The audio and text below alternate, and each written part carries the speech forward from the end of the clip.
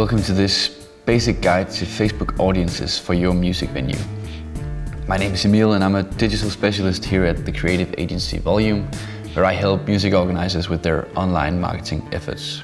And one of the first things that I always advise the music venues I speak to do is to educate themselves on the possibilities of creating audiences on Facebook in the Ads Manager. Reaching the right audiences can really bring the cost of your advertising down drastically. And we all know that music venues does not have unlimited funds. So when we spend money on advertising, we need to make sure that we're spending them wisely and on the right people. So in this tutorial, we're going to get into the basics of Facebook audiences and how to steadily grow new audiences for your music venue. So let's dig into that. Let's take a look at creating some audiences. Now, I'm going to do this from the Facebook Business Manager. And if you haven't set up a business manager for your venue, I would highly recommend you doing this. It's quite easy to do and Facebook guides you through the process. So just go to business.facebook.com and follow the steps there. So inside the Business Manager, I'm going to go to the asset library and press audience. So that's up here. And so from here, I can create some audiences. And when I go here, you can see that there are 3 ways to create audiences. There's custom audiences, there's lookalike audiences, and saved audiences. And let's start by looking at the saved audiences. Saved audiences are the audiences that you can define by choosing people's interests, location, age, gender, use devices, and income level, etc.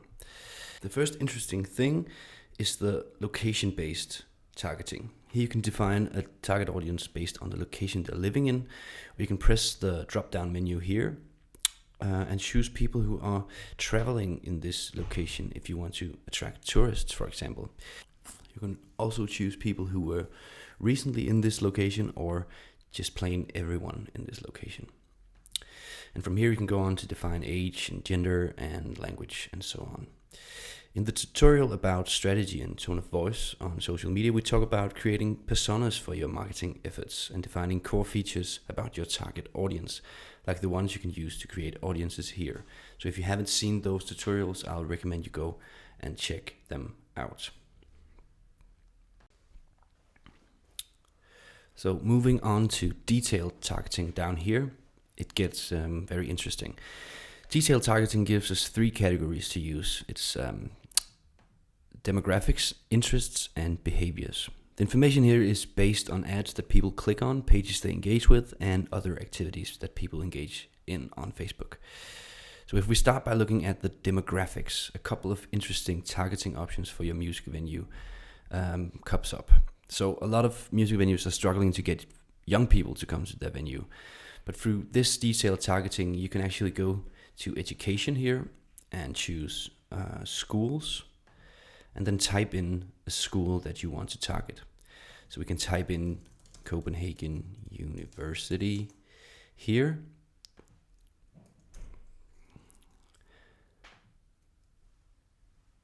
And get an audience of attendees of that school.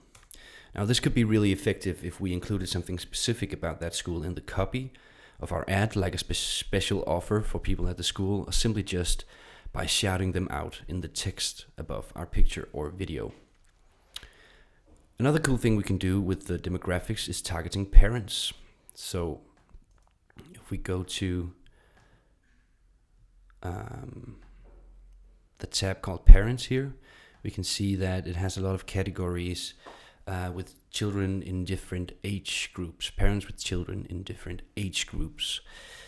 So if you know that it's the parents who are buying concert tickets, this might be a good feature for you to use. Now there are a lot of different ways you can target by demographics, and you should check some of the other demographic targeting options out to see if there's something that works well for your venue. But for now, let's move on to the interest-based targeting. So now Facebook offers a lot of possibilities for using interests as the main targeting option, and it comes up with some broad categories to begin with. Now this is a good place to start, but you should be careful here because Facebook attributes interests quite freely, and it does not take a lot for Facebook to say that you're interested in something. So if you've liked your friend's rock band to support your friend, but you don't really care for rock music, Facebook would still categorize you as a rock fan anyhow. So the trick is to come up with good combinations of interests. Like say you want to promote a blues event. We can then type in blues music and then find that as an interest. But that might be too broad, and that's where this feature to narrow down your audience, called narrow audience here, comes in handy. So if we press narrow audience here and then type in something like Eric Clapton,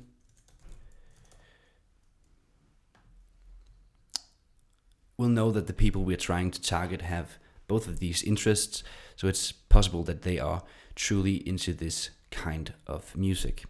There are, of course, all kinds of combinations you can create here. And again, I would highly recommend you trying different combinations out and seeing what works for you. But for now, let's move on to behavior-based targeting. So the last one is the behaviors we can target by.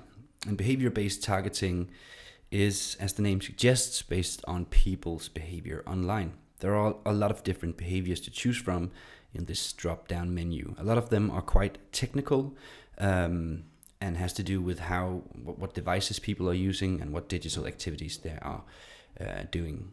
There aren't many of these that are super obvious use cases for music venues, but if you look under more categories, you can see that this says that people who are interested in upcoming events, you can target them, which is of course an attractive group of people for you guys. So down here you can see the option to do targeting based on connections. And here you can add connections like people who've liked your page, who've used your app, or engaged with your event. A significant thing here is that you can exclude people. So this is useful if you want to reach people who you are not already in contact with. If we go down here and press Advanced Combinations, you get the ability to target your current connections, friends of people who are connected to you, and also exclude people at the same time. So let's say we want to let our community know about an upcoming event, but we don't want to spend money on the people who've already said that they're coming to the event. Then we can choose people who are connected to the page, but exclude the people who are connected to your event. That way we'll let the community know and not the people who've already seen or engaged with the event. And of course this will make for a more relevant audience and therefore bring the cost down. Moving on to custom audiences here, things get super interesting.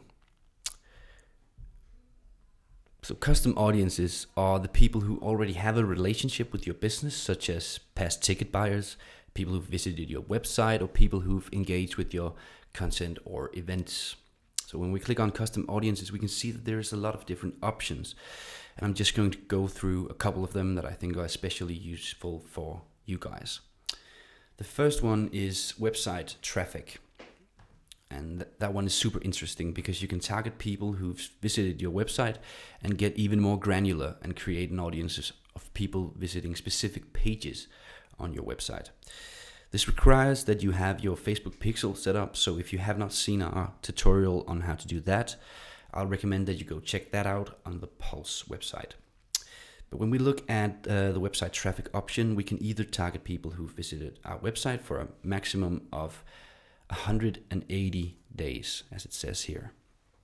If we want to target people who've visited specific web pages, we'll have to go to this drop-down menu and then choose people who've visited specific pages. From here, we can choose to define the pages by what's in the URL. This is useful if we want to create an audience of past ticket buyers, because if the URL on the page they end up on when having bought a ticket contains checkout, for example, we can type in checkout here and create a valuable audience of past ticket buyers.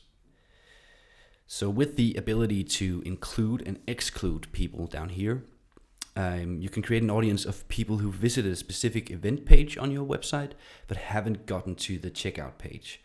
So that will make you able to nudge the people who've shown interest but for some reason haven't bought tickets. So let's say that your event contains the artist's name in the URL, like Ed Sheeran. You can type that in here and then exclude people that have visited the checkout page. By creating another audience, choosing the exclude option, and then typing in checkout here. That would make us target all the people who visited the Ed Sheeran page but haven't bought a ticket.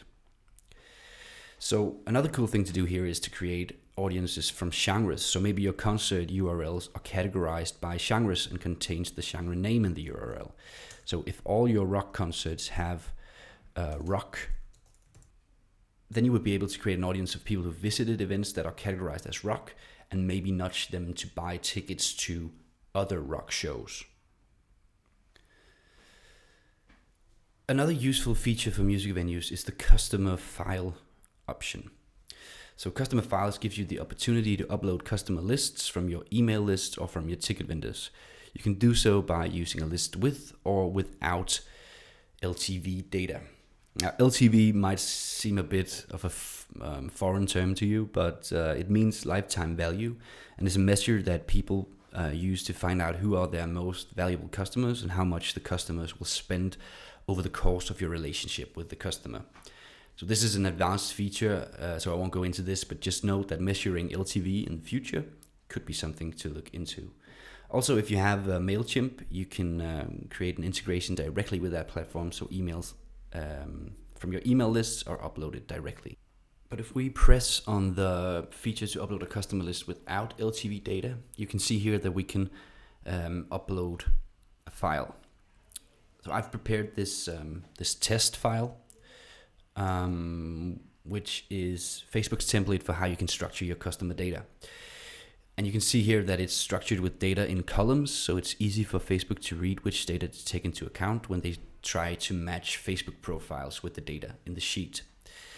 So if we go back here and upload this file, we have to select the origin of this upload, and that's because Facebook has to make sure that the data that's been gathered in the sheet has been gathered legally, and thereby they have to know where it comes from. So if you have a list consisting of data that you've collected yourself directly for customers, but also something that maybe an agency or some partners have collected for you, you'll choose the first option here. And then if you only have directly from customers, you'll choose this one. And if you have something that's only been collected by partners, you'll choose this one. We'll go with directly from customers for now.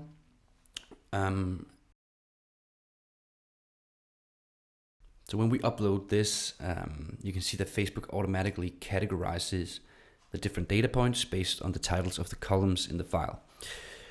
You'll probably have to help Facebook a little bit along here, depending on how structured your file is, but it is quite easy to do. So if this wasn't an email, for example, you can tell Facebook that this is a phone number or a country instead. So remember, of course, that this has to be GDPR compliant, and you can't use any information here that you haven't obtained legally. So when you press upload and create here, this will make Facebook match the data from the file with audiences on Facebook, so you can make sure that you're targeting the right people. So let's move on to the events feature. So another option of custom audiences is the event tab, where you can go to create audiences from the events on your page. So just go here and then select the events you want to create an audience from. And as usual, you can include and exclude people here, and also choose what level of engagement you want to target. If it's people who responded going or interested or just visited the event page and so on. So here you could take all the events you have in a certain genre and bundle them together to create new audiences of all the people who've somehow engaged with a Facebook event of a certain genre that you present. That would be something valuable to do. Now the options about Facebook pages, video and Instagram accounts works similarly to the events option. If someone has in any way engaged with your page, your video or Instagram account, you can create an audience from it that you can target your advertising against. So I would definitely recommend you looking at those options too. Custom audiences is one of the most effective ways of bringing the cost of your advertising down, but it can be extra effective if we take the next feature into account, and that is the lookalike audiences. So to create a lookalike audience, first we have to choose a lookalike source, and here I have a custom audience for my Facebook pixel. And if we choose this, I can select a specific location for my pixel right here, and then select how far I would like to stretch my lookalike audience. That means that the people closest to the original audience will be in the 1%, but you can stretch it and create larger audiences. Be careful about stretching it too much though, because you'll lose some relevance as you go up the scale. So I hope you can see the possibilities here. For example, you could be able to create a lookalike of people who have the same interests as people who've engaged with your videos, your Facebook page, website, or even bought tickets if you already have a custom audience from the customer file function. So getting your custom audiences down and then topping them off with clever lookalike audiences is definitely a valuable strategy moving forward. So that was the 3 ways to create audiences on Facebook. Let's look at some general points and sum this tutorial up. So just to sum up, here are some general takeaways from this tutorial video. The first one is to create as many audiences as you can think of and then test them. What I see a lot of music venues do is they kind of stick to the same audiences. Maybe it's something about the followers on your Facebook page already, but really what you should do is create as many as you can and then run ads against them and see which of them performs best, so you learn as you go along.